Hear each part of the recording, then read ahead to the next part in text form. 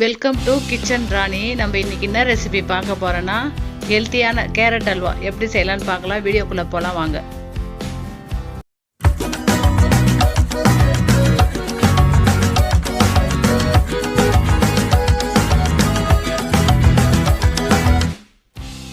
Carrot halwa செய்யறதுக்கு நம்ம முதல்ல ஒரு 300 கிராம் கேரட்டை நல்லா நைஸாக அரைச்சிக்கலாம் மிக்சியில் போட்டு. இதை நல்லா நம்ம தேங்காய் பால் அரைக்கிற மாதிரி நல்லா நைஸாக அரைச்சி அது கூட தண்ணி கலந்து வடிகட்டிடலாம். வடிகட்டிட்டு அந்த பால் தான் நம்மளுக்கு தேவைப்படும், அந்த செக்கை தேவைப்படாது. இது ஒன்றும் வேஸ்ட் இல்லைங்க. இது நம்ம செடிக்கு போடனாலும் போடலாம், நம்ம பேஸ்டில் அப்ளை பண்ணிக்கலாம். நல்ல பேஸ்ட் நல்லா க்ளோவாக இருக்கும் இந்த செக்கையை.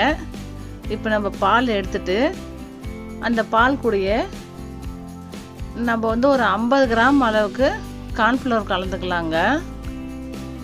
கார்ன்ஃப்ளவர் கலந்து இந்த அல்வா செய்யும்போது ரொம்ப சூப்பராக இருக்கும் அல்வா.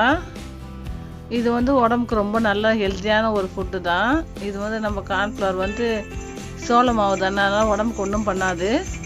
நல்ல பாருங்க, நான் ஒரு விஸ்கு வச்சு நல்லா கிளறி விட்டேன் பாருங்கள். அதுலேயே என்ன பண்ணலாம், நம்ம தேவையான ஃபுட் கலர் கொஞ்சம் சேர்த்துக்கலாம். நான் கொஞ்சமாக ஒரு ஃபுட் கலர் சேர்த்துக்கிறேன். சேர்த்துட்டு நல்லா விஸ்கு வச்சு கிளறிடலாம். சூப்பராக இருந்துச்சுங்க இந்த அல்வா. அது மாதிரி நீங்களும் ட்ரை பண்ணி பாருங்கள் உங்கள் வீட்டில். இப்போ லீவில் குழந்தைங்கள்லாம் வீட்டில் இருப்பாங்களே, இது மாதிரியே செஞ்சு கொடுங்க.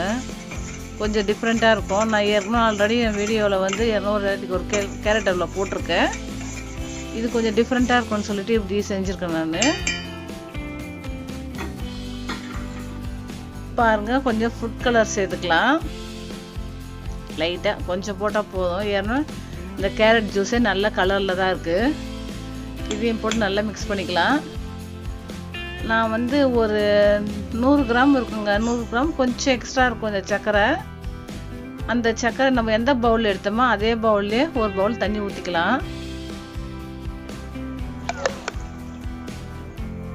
தண்ணி ஊற்றிட்டு சர்க்கரை பாகுப்பதெல்லாம் எதுவுமே தேவைப்படாது.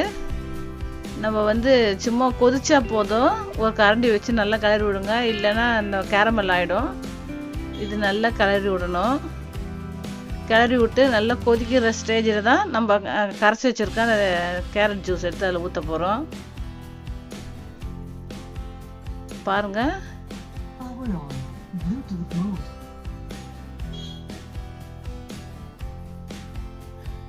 இப்போ நம்ம கரைச்சி வச்சுருக்க கேரட் ஜூஸ் அதில் ஊற்றிக்கலாம். ஊற்றிட்டு இது நல்லா கிளறணுங்க, கை விடாமல். இது கொஞ்ச நேரத்துலேயும் நல்லா கட்டியாகிடும். ஏன்னா நம்ம கார்ன்ஃப்ளவர் கலந்துருக்கிறதுனால. பாருங்க, ரொம்ப சூப்பராக இருக்கும் இந்த கேரட் அல்வா. நீங்களும் இதே மாதிரியே வீட்டில் ட்ரை பண்ணி பாருங்கள். இது கொஞ்சம் கை விடாமல் கிளறினாங்க, இல்லைன்னா அடியில் அப்படியே இந்த மாவு தங்கிடும். பாருங்கள், நம்ம கிளறி இருக்கும்போது நல்லா கட்டியாகுது பாருங்கள். நல்லா இது கொஞ்ச நேரத்தில் ரெடி பண்ணலாம். ரொம்ப சிம்பிள் தான், ரொம்ப பொருள் தேவைப்படாது. ஒரு 3 ஸ்பூன் அளவுக்கு நெய் இருந்தால் போதுங்க. இந்த கேரட் அல்வா கொஞ்ச நேரத்தில் செஞ்சிடலாம் நம்ம. பாருங்கள் எந்த அளவுக்கு வந்திருக்குன்னு சொல்லிட்டு அல்வா.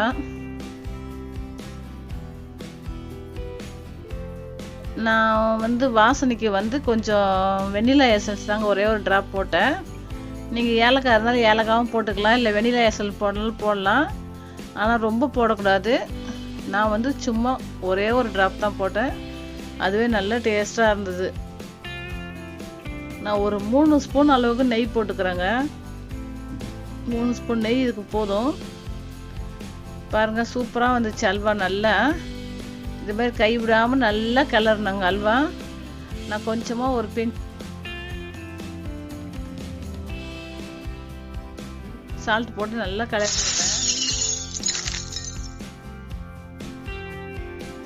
இது நம்ம இந்த அல்வா கட் பண்ணுறதுக்கு என்ன, ஆல்ரெடி ஒரு பிளேட்டில் நெய் தடவிட்டு அதுலேயே கொஞ்சம் பாதாம் முந்திரிலாம் கட் பண்ணி வச்சுருக்கேன்.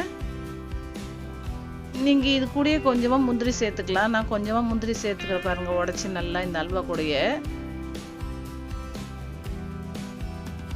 இதே மாதிரி நல்லா நீங்களும் செஞ்சு பாருங்கள் வீட்டில். செஞ்சு பார்த்துட்டு இந்த வீடியோ எப்படி இருந்துன்னு பார்த்துட்டு எனக்கு லைக் பண்ணுங்கள், ஷேர் பண்ணுங்கள், என் சேனலுக்கு சப்ஸ்கிரைப் பண்ணுங்கள்.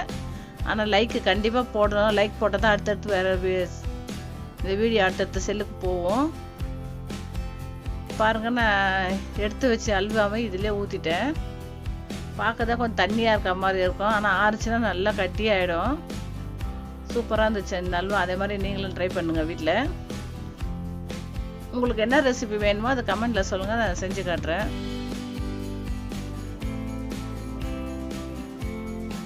கட் பண்ணுறதுக்கும் நல்லா ஈஸியாக இருக்கும். இது கொஞ்ச நேரத்தில் பாருங்கள், கொஞ்சம் கூட தட்டில் ஒட்டல பாருங்கள். இந்த அல்வா அந்த அளவுக்கு சூப்பராக வந்துச்சு.